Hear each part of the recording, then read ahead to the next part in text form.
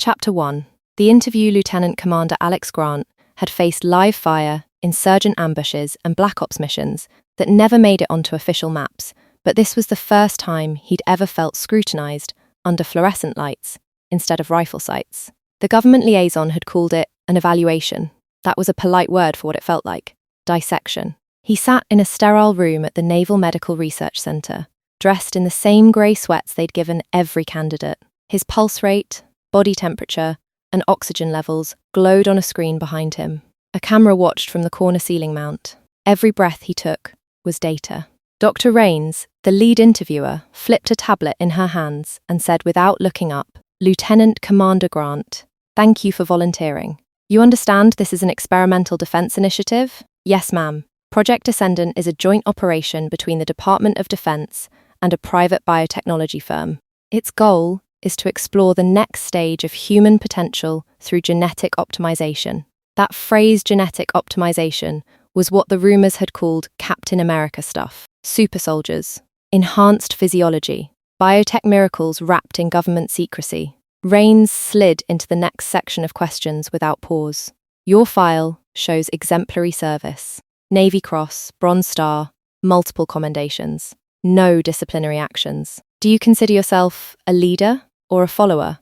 Depends on what the situation calls for, he said evenly. She nodded, typed something, then asked, "How do you feel about women in combat roles?" He blinked. "Excuse me?"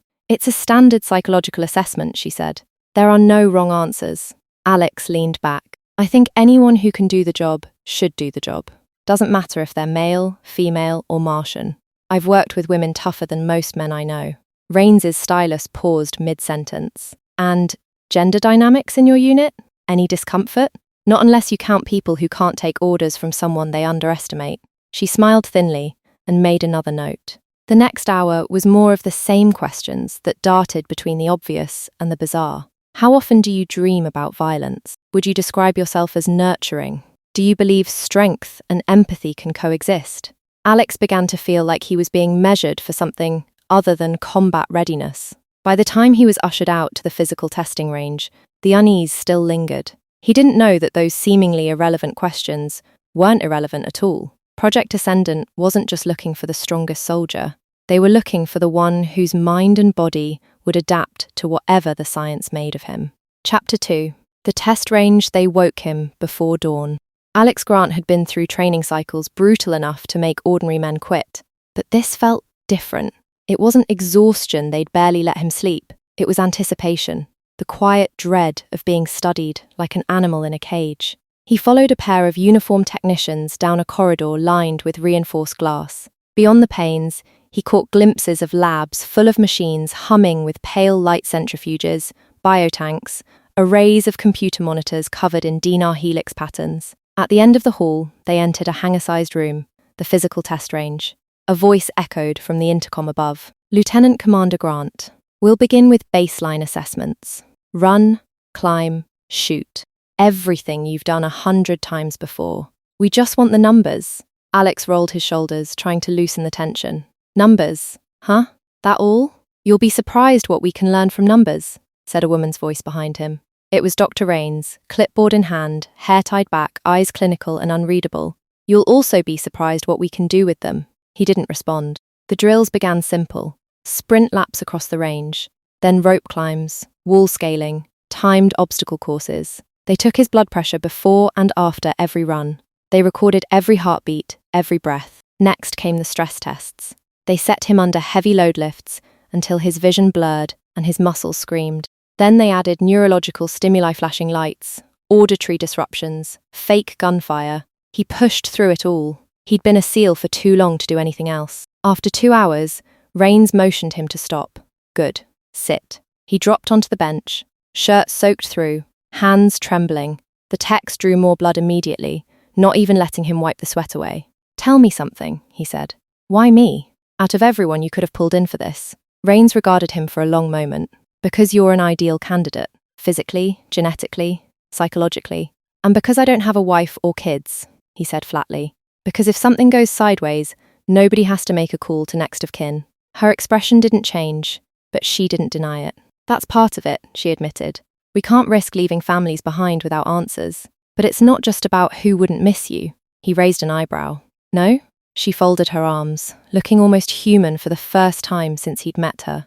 If this works, Lieutenant Commander, what we create here could save lives. Thousands of soldiers.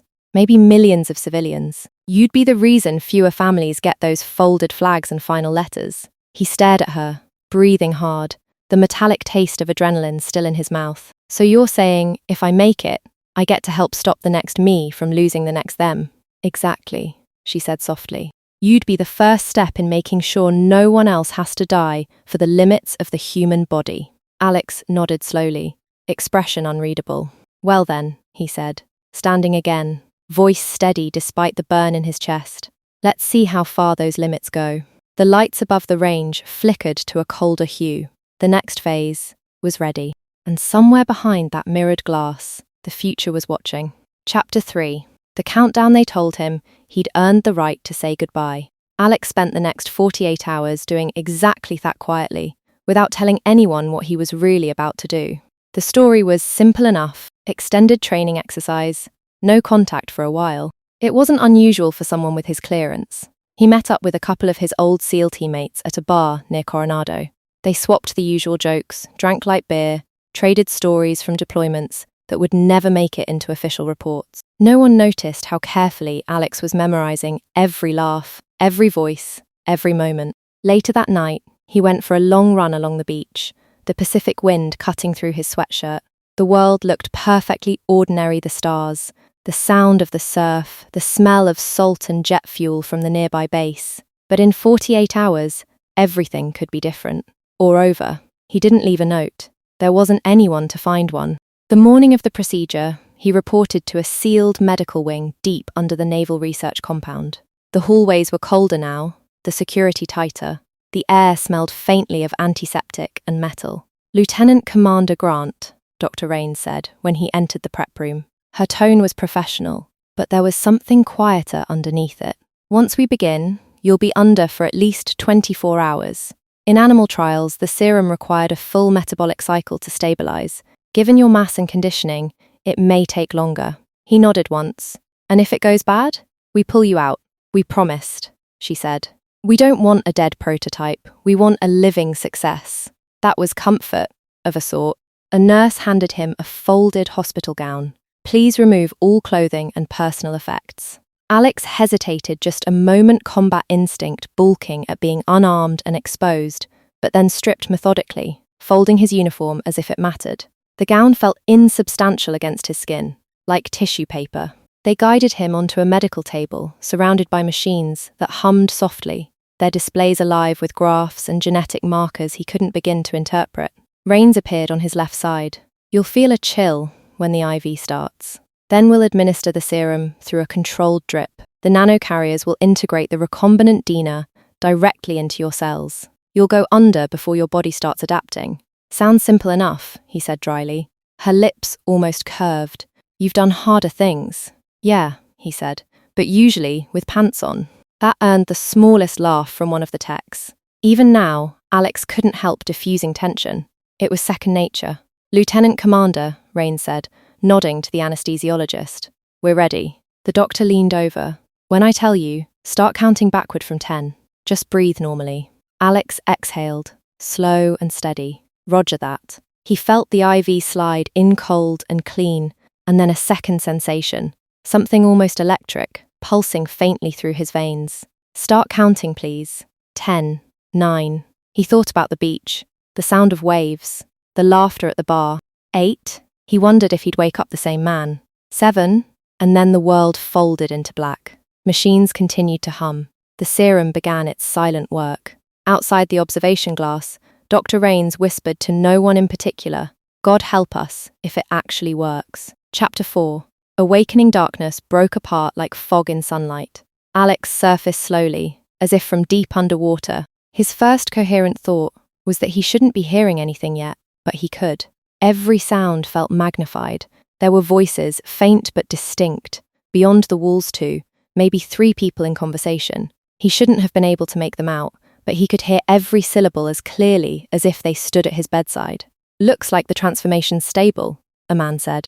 Metabolic output normalized 12 hours ago, another voice answered. Cut the anesthesia feed. Let her wake up gradually. Her. The words snagged somewhere in his fogged mind, but he was still too dazed to process it. He blinked. The world sharpened. Too sharply. The dim lights of the recovery room stung his eyes, but they also seemed clearer than they ever had before. Every detail of the sterile ceiling panels, every tiny reflection in the stainless steel instruments on the counter. Then came smell disinfectant, cold metal, latex, and something faintly floral in the air that he couldn't name. Then hearing again. Someone's shoes squeaked against the polished floor outside the room. Someone else coughed 3 doors down. He could even hear the slow hum of the air conditioning unit overhead, the exact rhythm of it. Jesus, he thought. Everything's loud. Then touch. The crisp sheets beneath him felt like sandpaper against hyper-aware skin. Even the IV tape on his arm itched like fire. He tried to move instinctively and couldn't. Both wrists jerked uselessly against restraints. So did his ankles. That cut through the haze like a knife. Why the hell am I tied down? He felt his pulse spike immediately, heard the monitor next to him speed up in time with it. Beep, beep, beep, beep. Faster. Louder. He took a slow breath, forcing the air deep into his lungs the way SEAL training had taught him control the breathing. Control the fear. Calm down, he muttered under his breath. It's fine. Just stay calm. The sound froze him. That wasn't his voice. It was higher, softer. Smooth in a way his never had been. Still his cadence, his rhythm but filtered through a tone that didn't belong in his throat. A woman's voice. His breath hitched, and the monitor beeped even faster. Panic threatened to claw its way up from his chest. No. Stay focused. Think. He swallowed hard, blinked again, and forced his voice steady. Excuse me, he said, slowly, clearly trying to keep the tremor out. I need some help in here. The words came out calm, commanding. Even but hearing them in that unfamiliar voice sent another wave of disorientation through him. He stared up at the ceiling, every muscle trembling against the restraints, forcing himself to breathe in and out, in and out. On the other side of the glass, movement shadows, quick and purposeful. The voices from before had stopped. Someone was coming. Whatever had happened to him, it wasn't over. And Alex Grant, who'd never been afraid of dying, suddenly found himself afraid of waking up. Chapter 5. The side effect the door hissed open. 2 technicians entered first, followed by Dr. Rains. She looked calm, professional as always, but there was a tightness around her eyes that hadn't been there before. Lieutenant Commander Grant, she said evenly. You're awake. Good. The procedure was successful. Alex blinked against the lights. Successful? Yes, she said, stepping closer. Your vitals are strong. Neural activity stabilized. You should be experiencing heightened senses vision, hearing, reflexes, pain tolerance, possibly increased strength and endurance. He let out a breath that came out shakier than he meant it to. Yeah, I noticed the hearing part. And the sight, smell, everything's cranked to 11. That's expected. He hesitated, then said carefully, and, what about my voice? That made her pause. The technicians glanced at each other. Rains didn't answer right away. There was, she said finally, an unexpected side effect. Something we observed in a subset of the animal trials, but not consistently. What kind of side effect? Rains folded her arms. In certain test subjects, the serum triggered a cellular reset, essentially rebuilding the body from the ground up, correcting inefficiencies, stabilizing the genome. But because the default biological template for all mammals is female, those subjects reverted to that form. Alex stared at her, unblinking. Wait, you mean I'm a woman now? That's why my voice is weird? Yes, Rain said softly. Your body underwent complete resequencing. You are, physiologically speaking, a peak performance female human. The room went quiet. The only sound was the steady beeping of the heart monitor faster than before. After a moment, one of the techs coughed and said, Ma'am, they're still restrained. Oh, right. Rain stepped closer, hands raised slightly. First things first, let's get you out of those restraints. But Alex's mind caught on something else. You said increased strength? Yes, Rain said carefully. Substantial strength gains. Why? Alex tilted his head. And despite everything, despite the fear, the confusion, a grin tugged at the corner of his mouth. Can I try it? Rains hesitated, then nodded. Go ahead. Alex took a slow breath, tensed, and jerked both hands outward. The metal restraints gave with a sound like snapping bolts. The two technicians actually jumped back. He flexed his wrists, staring at the broken cuffs. "Okay," he said quietly, "that's new."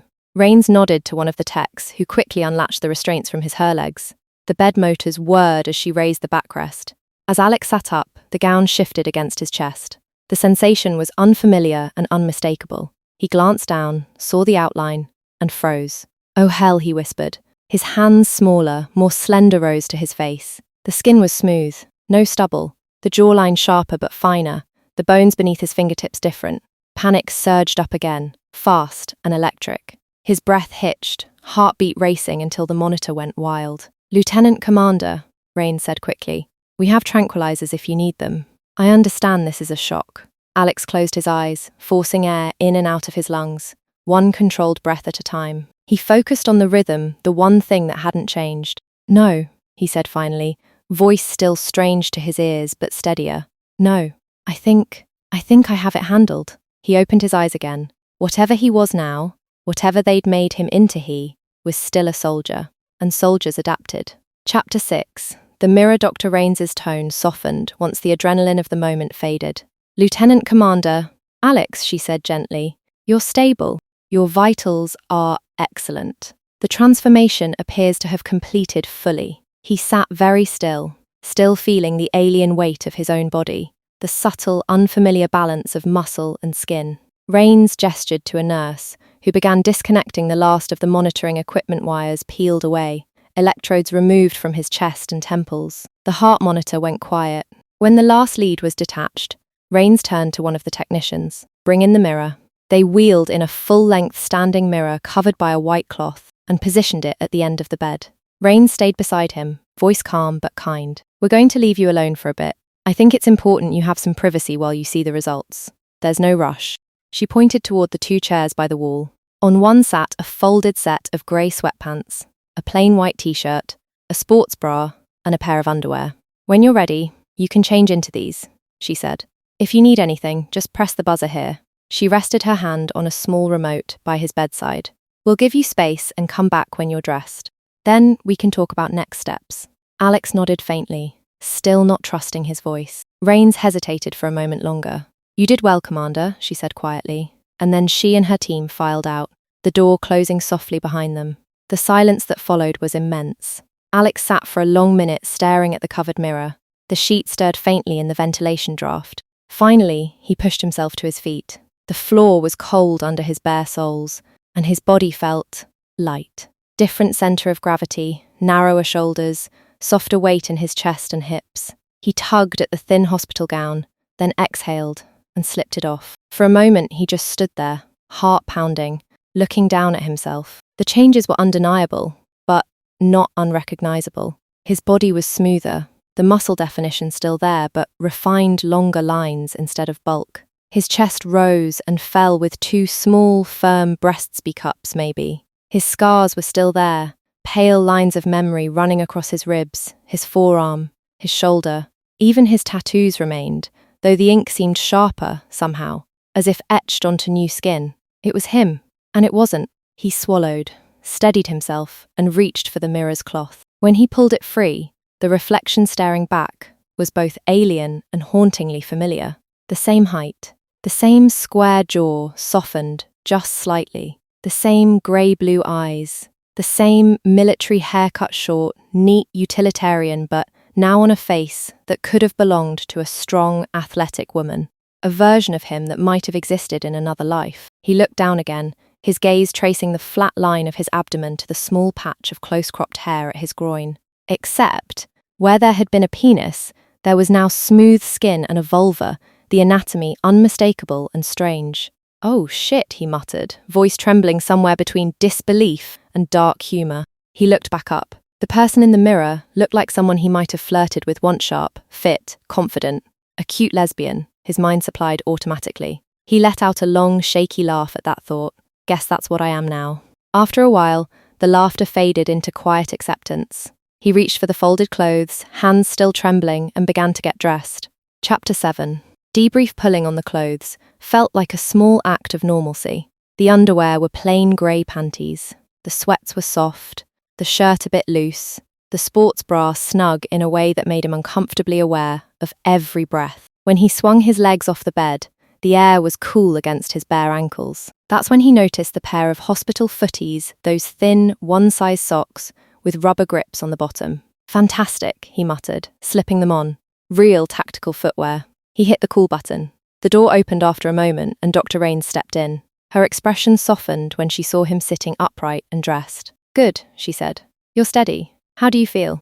"Different," he said. "But, okay, I guess." Then, after a beat, "I'm missing one critical piece of gear, though." "Oh?" "Shoes," he said. "And socks that don't look like they belong to a nursing home." That got the smallest laugh out of her. "Fair enough. We were able to estimate your clothing sizes easily enough while you were under, but shoes were well awkward to measure with you unconscious." He blinked. "Yeah, I can see how that would be weird. Now that you're awake, we can get you properly measured and fitted. We'll make sure you have shoes by this evening." He nodded. "Acceptable answer, Doctor." Rains smiled faintly. "In the meantime, we've arranged quarters for you here in the medical wing.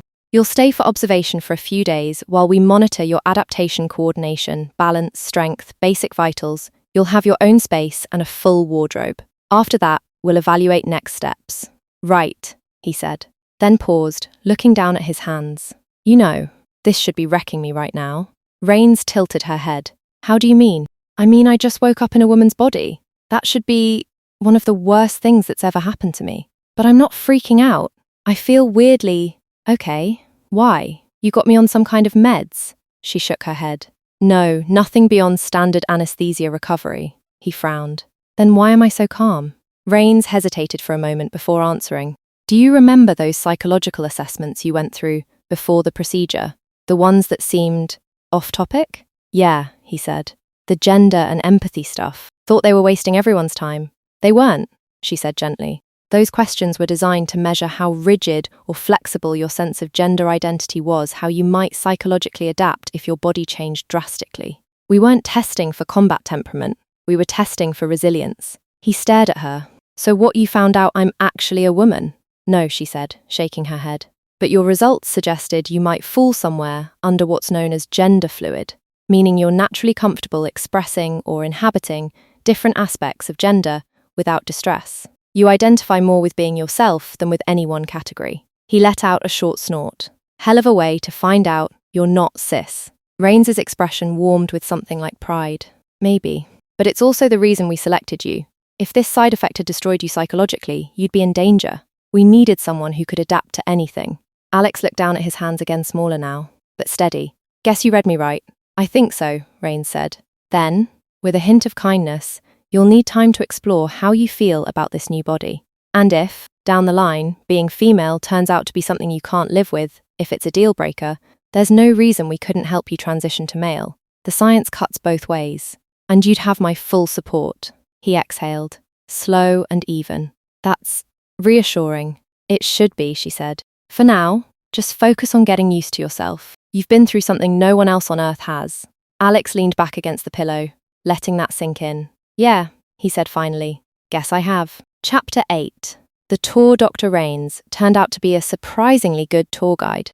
After Alex had been measured for shoes and given a pair of flip-flops, they walked the sterile corridors together, her white lab coat swishing as she pointed things out. "Cafeteria's down this hall," she said, gesturing left. "It's open 24 hours. The food's institutional, but decent."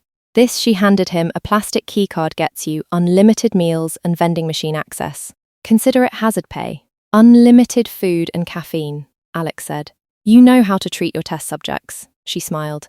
"Gym and pool are through that door. You're cleared to use both whenever you want, as long as you're not disrupting other personnel. Tomorrow, we'll start structured physical testing at 8 a.m. strength, balance, coordination, sensory calibration. Tonight's yours to rest, eat, explore. Just don't leave the building. The higher-ups would have a collective heart attack. Copy that. Staying indoors, no panic attacks for the brass." Rains stopped at a plain door with a keypad. "Your quarters." She tapped a code and let him in. It wasn't what he expected. The room looked like a normal studio apartment queen: bed, desk, couch, small table, and a small kitchenette. A big wall monitor doubled as a television and computer screen. "There's a laptop and phone on the desk," Rains said. "Secure network, cleared for your use." If you need anything, the phone connects directly to me or operations. She gave him a last nod. We'll see you at 8 sharp. Then, she left him alone. The quiet felt enormous. Alex set the card on the table, looked around and exhaled. Home sweet government issue home. He peeled off the sweats and headed for the shower. The bathroom gleamed white tile, chrome fixtures, towels stacked with military precision. When the water hit his skin, he sucked in a breath. Every droplet felt sharper, more alive, like 1,000 tiny sparks tracing his body. The heightened sensitivity that had been a nuisance earlier now bordered on intoxicating. Warmth cascaded down his back, and for the first time since waking, his mind stopped spinning. He stayed under the spray longer than he meant to, letting it rinse away the antiseptic smell of the lab. When he stepped out, the mirror was fogged over, probably for the best. He toweled off, pulled on fresh clothes, and noticed a box by the door. Inside, brand new running shoes and socks, his size apparently they'd been delivered while he showered. Efficient, he muttered, lacing them up. They fit perfectly. Hunger struck suddenly. He pocketed his keycard and stepped into the hall. The cafeteria was mostly empty at this hour.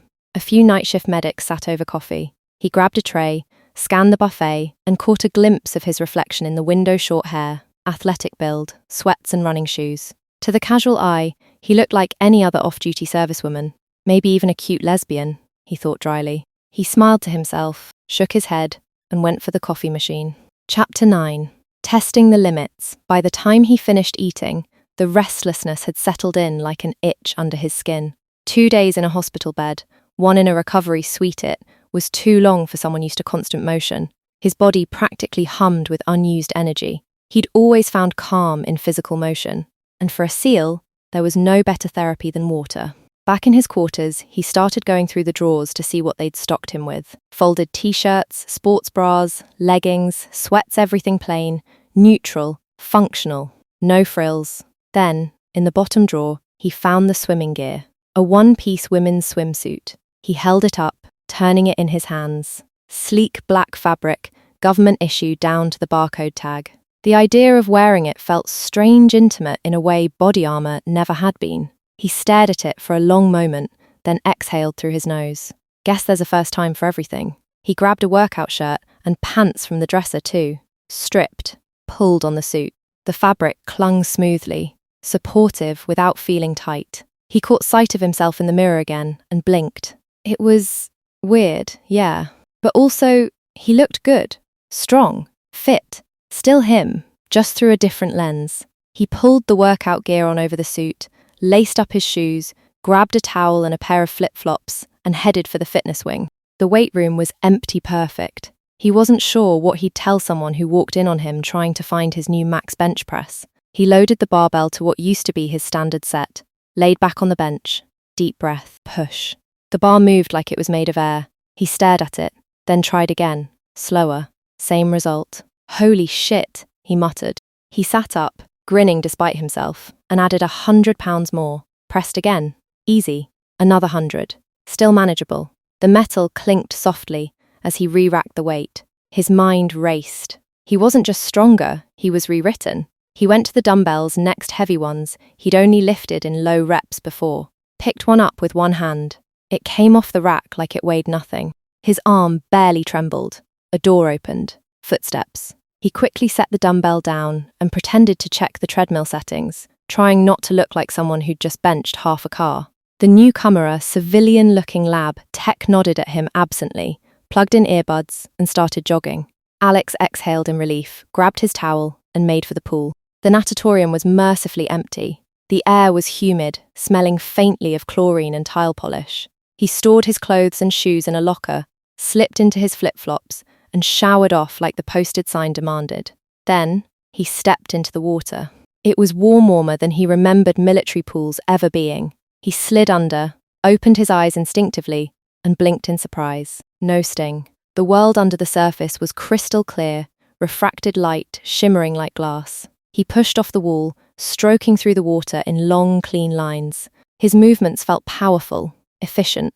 Each breath lasted forever. When he finally came up for air, the clock said he'd been underwater for nearly 3 minutes. He laughed an unguarded, joyous sound that echoed across the empty pool. Lap after lap, he tested his limit speed, breath, endurance. He wasn't just keeping up with his old self, he was surpassing him by a mile. By the time he finally stopped, treading in the center of the pool, he was breathing easy, not winded at all. He leaned back, floating, staring at the ceiling lights glittering above him. If it weren't for being a woman, he muttered with a half smile, this would be a lot of fun. But even as he said it, the thought rang a little hollow. Because somewhere deep down, part of him was having more fun than he'd had in a long time. Chapter 10. The pool encounter Alexis, he decided was still floating lazily in the middle of the pool when the door opened.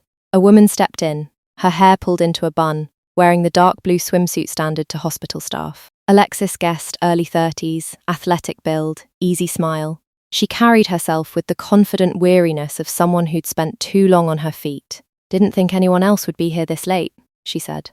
Alexis pushed a little water out of his face. Couldn't sleep, figured a few laps might help. Same here, the woman said, dropping a towel onto a nearby chair. I'm Carrie. I work in the East Wing Rehab and Recovery. Alexis, he said before thinking about it too hard. The name came out smoothly, almost instinctive. He'd always liked that version of Alex. Carrie smiled. Nice to meet you, Alexis. They started off just chatting between stroke-space gossip, cafeteria food, stories about clunky old Navy equipment. Alexis found himself relaxing, surprised at how normal it all felt. At one point, Carrie laughed at something he said, the sound echoing over the water, and Alexis felt an unexpected spark of warmth in his chest. A kind of quiet recognition, yes. He was still attracted to women. The difference was the way the attraction felt now, less a pull and more a flutter, lighter somehow, diffuse and electric in a way that startled him. Carrie stretched her arms, grinning. I was actually planning on getting a workout in. Want to race? Sure, Alexis said easily, even though he knew there was no contest. He could probably lap her twice without trying. But she looked excited, and he found himself wanting to play along.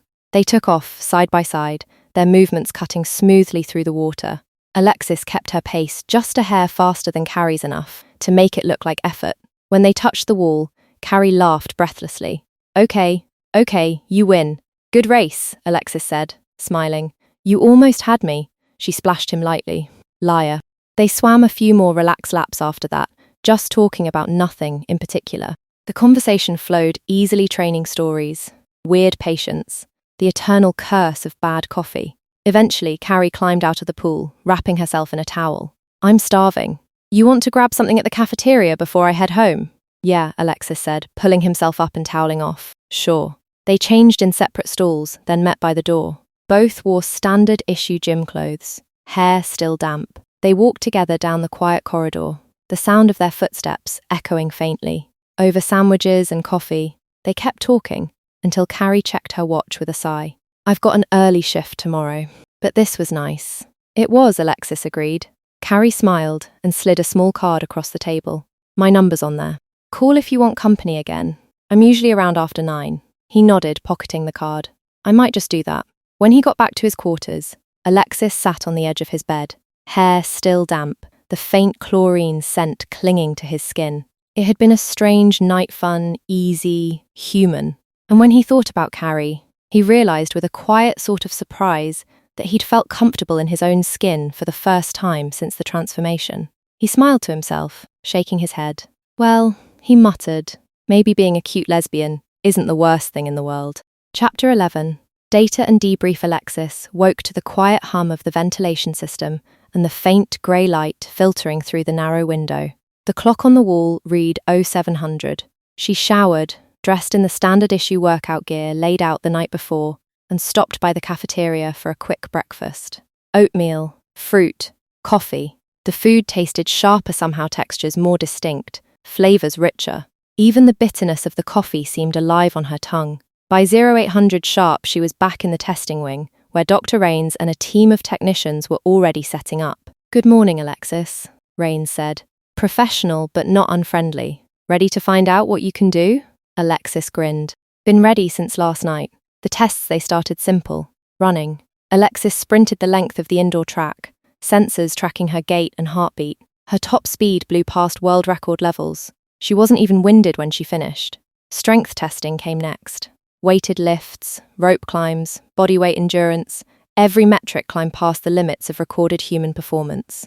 When they moved to the bench press rig, Rains ordered progressively heavier plates until even the technicians looked nervous. Careful, Alexis said dryly as they added another £100. I like my ribs uncrushed. Just tell us when it starts to feel heavy, Rain said. It never really did.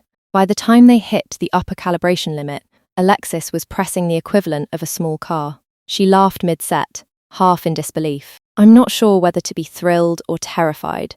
They ran reflex and agility tests, next catching projectiles, rapid-fire obstacle courses, visual tracking drills. Her reaction time was nearly instantaneous. Her hearing tests charted well beyond the known spectrum of human perception. Vision, flawless acuity, better than military-grade optics. How do we even quantify this? One of the techs murmured, staring at the data feed. Rains only smiled faintly. You don't. You just document it. Taste, smell, and touch couldn't be easily measured, but Alexis knew the truth. Everything was heightened. She could pick out faint scents across the room, feel the pulse in her fingertips, detect a change in air pressure when a door opened at the far end of the hall. By the end of the day, everyone in the room knew it. She was the first true super soldier, just not the kind anyone expected. Aftermath, when the final round of data collection ended, Alexis sat on the edge of the examination table, drinking water while her pulse monitor ticked steadily. Rains came over, tablet in hand, and leaned against the counter. You did well, she said quietly. Better than we could have imagined. Alexis smiled tiredly. So, I'm the government's first female super soldier. Bet that wasn't in the brochure. Rains chuckled softly. Not exactly, but the science doesn't lie. For a moment, silence filled the space comfortable, almost companionable, until Alexis's expression darkened. You know, she said slowly, I keep thinking about my friends, the team. I knew there was a chance I'd never see them again. I just figured if that happened, it'd be because I died on the table, not because I came out like this. Rains's tone softened. You understood the risks, but I know that doesn't make it easier. Yeah, Alexis murmured. I did know. I just didn't expect to be fine and still have to disappear. Rains gave a sympathetic nod. You'll have time to process it, I promise. After a beat, she asked gently, and how are you doing with the rest of it? Being female? Alexis considered. It's weird, no question. But honestly, I've been so busy being amazed by what my body can do that it hasn't really sunk in. I feel good, strong. It's hard to be upset when every test feels like breaking a record. Rain smiled. I'm glad you're having fun with it. Still, I want you to know there's no reason hormone therapy and surgical options wouldn't work on your physiology. If, at any point, being female becomes something you can't live with, I'll advocate for a full transition. You'd be the first trans male super soldier, but I don't see a biological barrier. Alexis nodded slowly. Thanks. I'll keep that in mind. For now, I'm just enjoying seeing what I can do. They sat quietly for a moment before Alexis added, half joking, you know, you could probably just start the program with women from now on. Save the guys the surprise. Rains's eyes brightened with amusement. Honestly, that's exactly what I'm going to recommend. This shouldn't be forced on anyone who'd find it devastating. But female and trans female candidates, people who might actually want the change, could thrive with it. Sounds fair, Alexis said. Then, after a pause, guess I'm your proof of concept. Rains extended a hand. Proof of success. Alexis shook it, her grip firm but careful now, aware of just how strong she'd become. Welcome to the future, Commander, Rains said quietly. Chapter 12. Adaptation. The weeks blurred together in a rhythm of training, testing, and discovery. Every morning began at 0600 with physical evaluation speed drills, endurance runs, combat simulations. Alexis sparred against Marines, fought through mock urban environments, and practiced underwater maneuvers until the instructors just stood back and took notes. She was faster, stronger, sharper than anyone in the room, and still learning new limits every day. They tested her reflexes with drones, her stamina on endless obstacle courses, her grip strength with instruments designed for machinery, not people. Each time, the numbers climbed higher. The scientists called her the proof. Alexis tried not to think about what that meant. Between tests, when she wasn't in the lab or the training wing, life settled into something that almost felt normal. Carrie became part of that routine. They ran into each other often, sometimes in the cafeteria, sometimes at the pool. Once, Carrie invited her up to the hospital roof after dinner, where the city lights shimmered beyond the perimeter fence. Technically, Alexis wasn't supposed to be there, but the guards knew who she was and quietly looked the other way. They sat side by side, sharing vending machine coffee and talking about everything except the classified world below them. Carrie told stories about cranky patients and late shifts. Alexis talked vaguely about defense work and training programs, leaving out anything that couldn't be said in public. It wasn't officially dating, there was no label, no plan, but it felt close. They laughed easily, swam together often, ate together whenever schedules lined up. The easy friendship carried an undercurrent of something deeper neither of them acknowledged out loud. Carrie didn't seem to suspect what Alexis really was, and Alexis didn't know if she could bear to tell her. The training floor in the gym, Alexis sparred with mixed team soldiers, martial artists, even a few special forces operators brought in quietly under Ender. None could keep up. She learned to pull her punches, to move carefully, to pretend to be merely exceptional instead of impossible. When the brass came to observe, she performed like the perfect recruit, disciplined, calm, unstoppable. But once the doors closed, she rolled her eyes at Dr. Rains and muttered, "Guess I'm the poster girl now." Rains only smiled. "You're rewriting the definition of human potential. That tends to get attention." "Yeah, well," Alexis said, toweling sweat from her face. "Let's hope they like what they see." Quiet moments at night, she'd sometimes find herself back on the roof with Carrie, the two of them watching aircraft lights blink in the distance. Carrie would lean against the railing, hair loose now instead of tied up, and talk about her plans to leave the hospital eventually, maybe do travel nursing. Alexis would listen, trying to imagine a life that free and realizing she couldn't. Not yet, maybe not ever.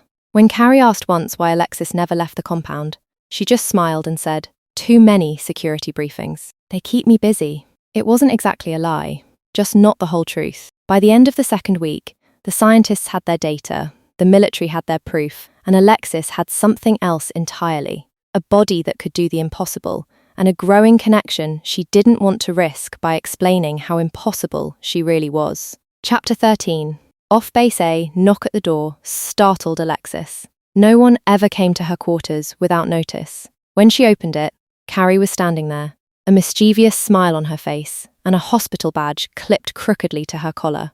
"Carrie?" Alexis blinked. "How did you— You're cute when you're confused," Carrie said, stepping inside before Alexis could finish. "Relax. I didn't hack the Pentagon. I just asked around a little." Alexis crossed her arms, half smiling, half uneasy. "You're not supposed to know where I live. I'm not supposed to do a lot of things," Carrie said. "Want to get out of here for the night? I can sign you out. Paperwork magic." Seriously? You've been cooped up in here for weeks." Alexis hesitated, then shrugged. "I don't have anything that's not workout gear," Carrie laughed. "That's fine. It's dinner, not a gala. You'll blend right in." They ended up in a small Thai restaurant a few blocks from the complex one of those hole-in-the-wall places with plastic menus and the smell of chili oil in the air. The world outside felt strange and wide after so many days inside the facility. Alexis kept glancing at the windows, half expecting security to appear. Carrie noticed. "Relax. Nobody's following you. You're safe. I just thought maybe—" Alexis looked down at her pad thai. "That you were being nice because someone told you to keep the experiment happy." Carrie's eyebrows lifted. "You think I'm part of morale maintenance? Wouldn't be the weirdest thing about this program." Carrie shook her head, smiling. "No, I figured it out by accident. I saw you in the hall one day and someone called you the new super soldier candidate. I asked a few quiet questions. You didn't tell me, so I figured it was classified and that your gender story was your business. I wasn't going to push." Alexis exhaled, a mix of relief and embarrassment. "Guess I owe you thanks for not running away. Why would I?" "You're still you," Carrie said simply. They sat in comfortable quiet for a moment, the sound of frying garlic filling the space. Then Carrie asked softly, "So, how are you really doing with all this?" Alexis twirled her noodles, thinking, "Honestly, I don't know. It's still new. I don't know if I can live as a woman forever. But right now, it's hard not to enjoy what this body can do. I can lift half a car, outrun a sprint team, see like a hawk. It's a lot." She smiled faintly, "but talking to you being treated like a person instead of a project has been the best part." Carrie's expression warmed. "Then I'm glad I could help." They didn't need to say more. For the first time in weeks, Alexis felt something loosen inside her, a quiet certainty that whatever she was becoming, she didn't have to face it alone. Chapter 14. Night air after dinner. They walked the quiet streets near the hospital, two women in casual clothes, blending easily with the night crowd. The city felt alive in a way Alexis hadn't realized she missed. The hum of traffic, laughter from a bar patio, the scent of street food mixing with exhaust. Carrie talked about her family back home and how she'd ended up in military medicine. Alexis shared the sanitized version of her Navy years, leaving out everything classified. Between them, the conversation flowed easily, light and full of pauses that felt comfortable instead of awkward. Hours passed without either of them noticing. Eventually, they wound their way back toward the hospital gates, the lights of the compound glowing ahead. At the entrance, Carrie turned to her. "Well, here we are, back in the land of security cameras." Alexis smiled. "Yeah. Thanks for smuggling me out. For a few hours, it actually felt like being part of the world again." Carrie's voice softened. "You're welcome. I'm sorry you have to deal with all of this being perfectly healthy, but cut off from everyone who used to know you." Alexis nodded. "Yeah, it's strange. I thought if I ever disappeared from my old life, it'd be because I was dead, not reinvented." "You handled it better than most people would have," Carrie said. "That's generous. It's true." She smiled. "You deserved a night outside, Alexis. I'm glad I could give you that." Alexis looked down for a moment, then met her eyes again. "You did more than that. You reminded me what normal feels like." Carrie's answering smile was small, but bright. Then it was worth the paperwork. They lingered a moment longer before Carrie said, "Good night, Alexis." "Good night, Carrie." Carrie headed toward the staff lot, and Alexis watched her go for a moment before turning toward the main doors. The guards nodded her through without question. Carrie had indeed handled the sign out perfectly. Back in her quarters, Alexis set her keycard on the table, kicked off her shoes, and sank onto the bed. The room felt quieter than usual, but not empty. For the first time since the transformation, she didn't feel like a ghost haunting her own life. She closed her eyes and let the day drift away, the echo of laughter and city lights following her into sleep. Chapter 15. Readjustment. The apartment on base was meant to be freedom. For the first few weeks, it was real walls instead of lab partitions, morning runs on open pavement, the luxury of making coffee in a real mug. Alexis could drive, shop at the commissary, attend regular briefings like anyone else assigned to the installation. But once the novelty faded, the cracks started to show. The looks that lingered a little too long when he flashed his ID at the gate. The offhand comments from other soldiers that stung in ways they didn't intend. The way people seemed to speak over him now, or dismiss a suggestion until someone else repeated it. In the hospital, he'd been Commander Grant, the miracle. Out here, he was just another woman trying to fit into a mold that had never been meant for him. At first, he tried to ignore it, burying himself in workouts and mission simulations. But the mental strain crept in anyway, quiet, relentless. The joy of testing his limits couldn't quite drown out the growing dissonance of living a life that felt borrowed. The check-in Dr. Rains noticed before he even said anything. "You're quieter than usual," she said during one of his monthly evaluations, looking over the biometric data. Alexis rubbed the back of his neck. "I'm fine." "Fine doesn't pass the smell test, Commander." He exhaled slowly. "I'm not doing great. Being out there, it's different. Harder than I expected." The hospital was simple. Tests, meals, training, structure. Now it's people, society. They see me one way, and I can't make it line up with how I feel. Rains folded her hands. "And how do you feel?" He hesitated, then said it out loud for the first time. "Like I'm not compatible with being a woman. It's not me." The admission landed with relief and sadness all at once. Rains nodded, face softening. "Okay, then we make a plan." He looked up, startled. "Just like that?" "Just like that," she said. "You didn't volunteer for this outcome, Alexis. If your body and mind don't match, we address it. I'll start pushing for authorization to transition you back. We'll justify it as research if we have to testing a care plan in case we ever have to reverse the procedure for a male subject." That drew the faintest smile out of him. "You're only half joking, aren't you? Maybe a third." She grinned. "But seriously, you deserve to feel like yourself again." Talking with Carrie listened quietly when he finally told her. They were sitting on the hood of her car in the staff lot, watching the sunset over the airfield. "I don't want you to think this is about you," Alexis said. "Or that I'm ungrateful, it's just, I didn't choose this. I woke up one day and my whole world had shifted, and I'm realizing I can't live like this forever." Carrie nodded slowly. "I get it.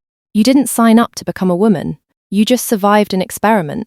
My femininity doesn't depend on you wanting to share it." He blinked, surprised by her calmness. "You're really okay with it?"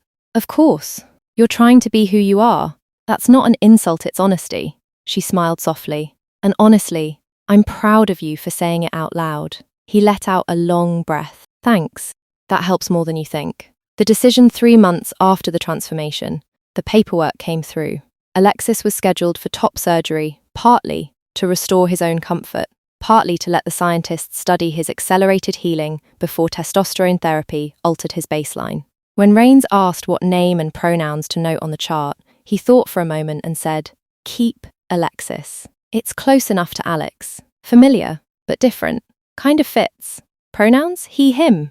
Rains smiled as she typed it in. "Welcome back, Commander." Alexis managed a small grin. Feels good to hear that again. Chapter 16. Recovery the morning of the operation came quietly. Alexis sat on the edge of the surgical bed, in a thin gown, heartbeat calm, but fast under the monitors. Carrie stood beside him in scrubs, one hand on his shoulder, while Dr. Rains reviewed the charts.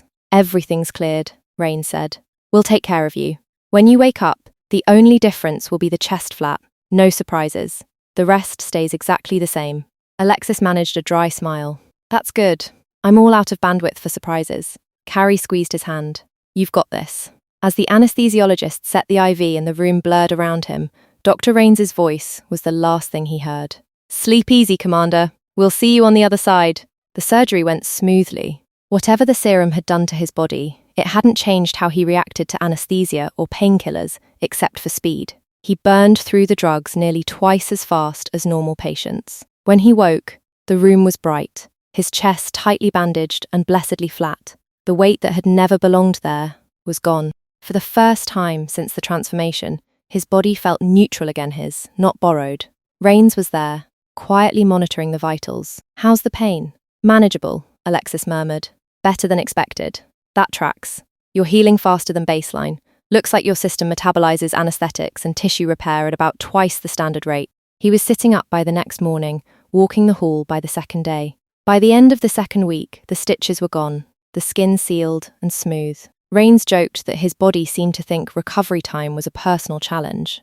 2 weeks after the surgery, Alexis was cleared to return to training. He eased back into workouts carefully, learning how to move again with less bulk in his chest and more confidence in his stride.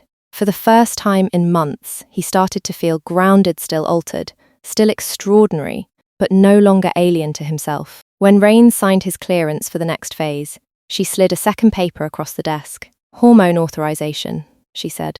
"We'll begin testosterone next week if your blood work holds steady." He nodded, exhaling. "Feels like the right direction." "It is," she said. "Once your system stabilizes, we can start discussing other procedures, hysterectomy, maybe bottom surgery, but only if and when you want it. This time, you get to choose." Alexis smiled faintly. "Good. I like having a say in my own biology." Rains laughed softly. "You've earned it." That afternoon, he went for a run around the base shirtless, enjoying the feeling of the wind on his chest, the rhythm of his heart steady and sure. He didn't think of the experiment or the scientists watching him from behind glass. He just ran light, fast, free. For the first time since the day he'd volunteered, Alexis felt like himself again. Chapter 17. Equilibrium. The first injection came quietly, without ceremony. Dr. Rains administered the dose herself, watching the clear fluid disappear into his arm. "We'll monitor closely," she said. "Your system is efficient. I want you checked every week for the first month." Alexis nodded. "Understood." Month 1, the changes came slowly, just as Rains predicted. His body didn't react with the same accelerated extremes it had to the serum. This time, the process felt organic, steady. His voice deepened by degrees. His face took on sharper lines, his shoulders a hint broader. He didn't blaze through training now. He trained like a man rebuilding his rhythm. Gradual, deliberate. His muscle density climbed, his endurance, strength and speed rising to even higher levels. Rains charted everything, quietly impressed. "You're not losing performance," she said. "You're redefining it." Month 3, Carrie was there for the small milestones. The first time his voice cracked mid-sentence, the day he noticed new stubble along his jawline, the faint return of an old scent of sweat and sun that had always felt like him. She confessed one evening over takeout that she was bisexual, smiling a little nervously as she said it.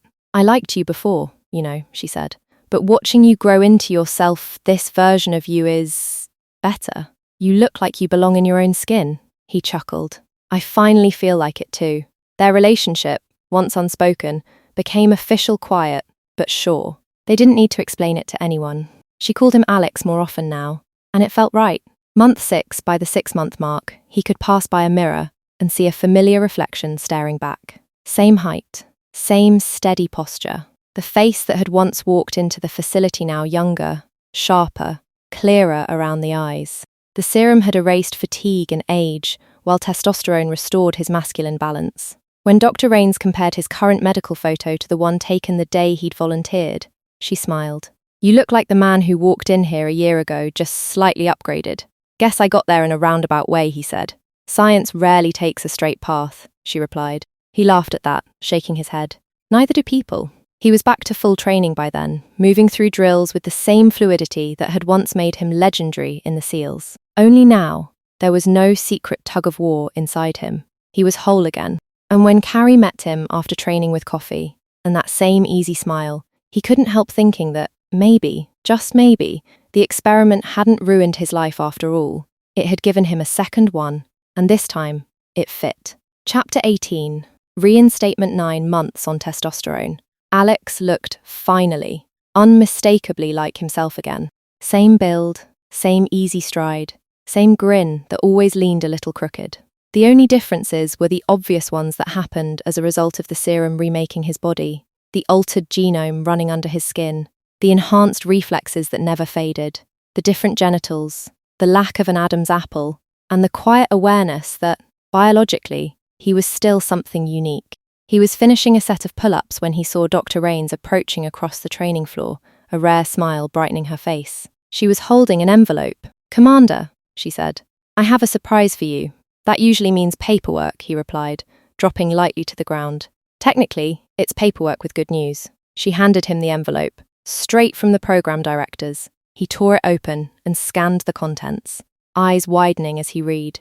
"Effective immediately, Commander A. Grant is authorized to resume contact with pre-project associates, provided discretion is maintained regarding all classified aspects of Project Ascendant.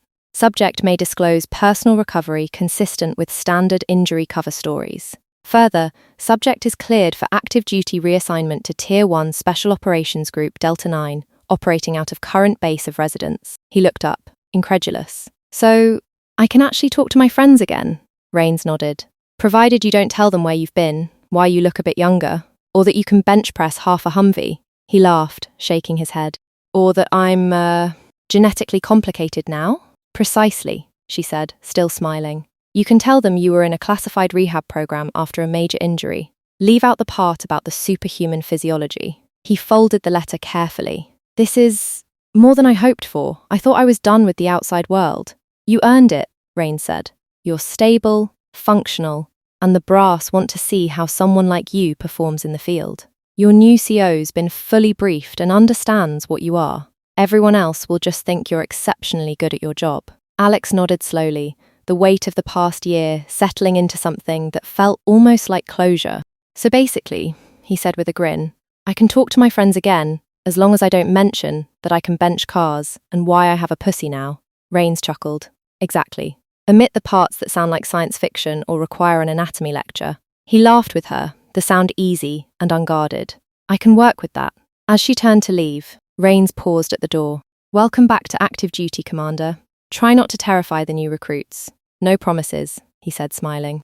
Chapter 19. Homecoming. The afternoon sun streamed through the barracks window as Alex packed the last of his things into a duffel bag. His name, Commander A. Grantua, was stenciled neatly on the side, freshly reissued after his official reinstatement. Dr. Rains leaned against the doorframe, watching him fold a shirt with surgical precision. Carrie perched on a nearby crate, her hands wrapped around a cup of coffee that had long gone cold. "So," Alex said, breaking the quiet with a grin, "sorry your experiment was a failure." Rains raised an eyebrow. "Oh, I wouldn't call it a failure. More like an unexpected ethical revelation." Carrie laughed. Translation: the idea of treating a cisgender man with something that has a high chance of turning him into a woman is not going to fly past a review board. Rains nodded. "Exactly. The brass will have to accept that if they want super soldiers, they'll probably be women or maybe a transgender man or two. Honestly, that might not be such a bad thing." Alex chuckled. "Guess you'll have to rewrite the recruitment ads." "Guess so," Rains said. "Then, softer. You did good, Commander. Better than any of us had a right to expect. He set the last of his gear aside and hugged her, careful not to crush her in his still superhuman arms. Thanks, Doc, for everything. She smiled up at him. Go live your life, Alex. That's an order. Outside, the air smelled like home-cut grass, jet fuel, and the faint tang of rain. Carrie tossed his bag into the back of her car and slid into the driver's seat beside him. You ready? She asked. He looked out over the base, the place that had turned his world upside down and somehow put it back together again. Yeah, he said. I'm ready. The apartment looked almost exactly as he'd left it, dustier, maybe, but familiar. Someone had kept it for him, just in case. When he turned the key, it felt like closing the last loop of a long, strange journey. A few days later, his friends came by, the same faces he'd hugged goodbye a year ago. There were beers, jokes, the smell of grilled food, and easy laughter that filled the place to the corners. Man, you look great, one of them said. Whatever secret program they stuck you in, it agrees with you. Alex smiled. I can't tell you where I went, or what happened, but I missed you guys. That's all that matters, another said, clapping him on the shoulder. You're here. You're good. He glanced across the room at Carrie, who was laughing with his friends, her hand brushing his arm as she passed him another drink. Yeah, he said quietly, smiling. I'm good.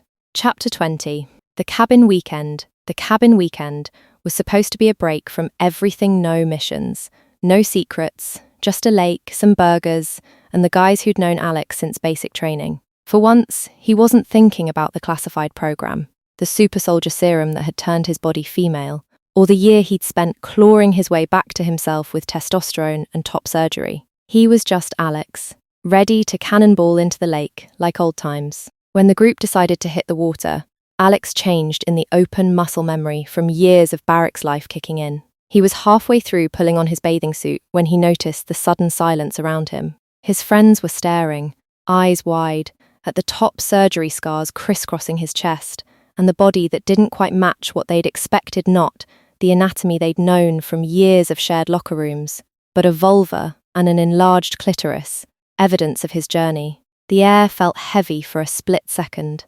Then Jake, always the first to break the tension, cleared his throat. So, that classified thing you can't talk about, this is part of it, huh? Alex froze, then nodded, keeping his voice steady. Yeah, let's just say the rehabilitation treatment had some unexpected side effects. Mike, sprawled on a lounge chair, raised an eyebrow. And you're good with all this? Alex met his gaze, a small grin tugging at his lips. Took some work, but yeah, I'm me again. Or close enough. That seemed to settle it. The group nodded, and the awkwardness melted into their usual rhythm. As they headed toward the dock, Jake smirked over his shoulder. Bet you don't have the stones to jump in first, man. Alex laughed, already walking out on the deck. You're right, no stones here. But I'm still beating you in. He then ran to the end of the dock and dove headfirst into the lake, the cold slamming into him like a freight train. Behind him, his friends whooped and splashed in after, their laughter bouncing off the water. For Alex, it was enough. No more secrets, no more hiding. Just the lake, his friends, and the kind of acceptance that didn't need words. Chapter 21. The new unit Alex's first meeting with his new commander was short and to the point, just how he liked it. Colonel Ramirez, a grizzled officer who'd seen more than most, flipped through Alex's classified file with a raised eyebrow before meeting his gaze. Commander Grant, Ramirez said, voice steady. I'm aware the serum left you genetically female, but physiologically? It's complicated. Doesn't change a thing. You'll be treated as a man, same as everyone else under my command. Same standards, same expectations. Clear? Yes, sir, Alex replied, standing at ease, a weight lifting off his shoulders. Good, Ramirez said, signing the paperwork with a decisive scratch. Your record's exemplary. I don't expect issues. The first squad workout proved Ramirez right. Alex tore through the drill sprints, lifts, sparring leaving his new teammates, hardened soldiers themselves, gaping. His reflexes were razor sharp, his stamina bottomless, his strength borderline unnatural. They started calling him Machine within the first hour, half joking, half awed. By the end of the session, he'd earned their respect and a few good-natured jabs about not being human. In the showers, the team's chatter echoed off the Tiles Tomorrow's tactics, who owed who a beer. Then came the moment of quiet. Alex felt their eyes linger, noticing what the serum and his choices had left behind.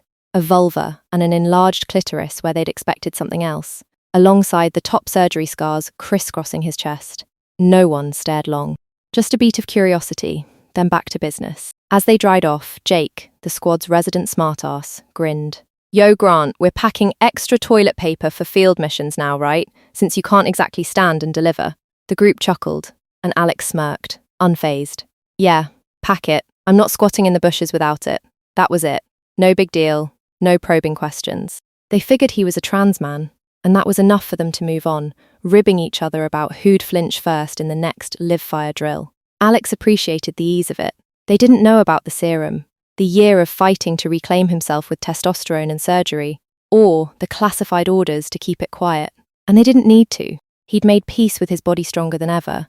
Different, but his. The IUD was a practical choice. Nothing more, he'd decided against further surgeries. No hysterectomy, no bottom surgery. Testosterone and discipline had brought him back to himself, and that was enough. He wasn't a science experiment anymore.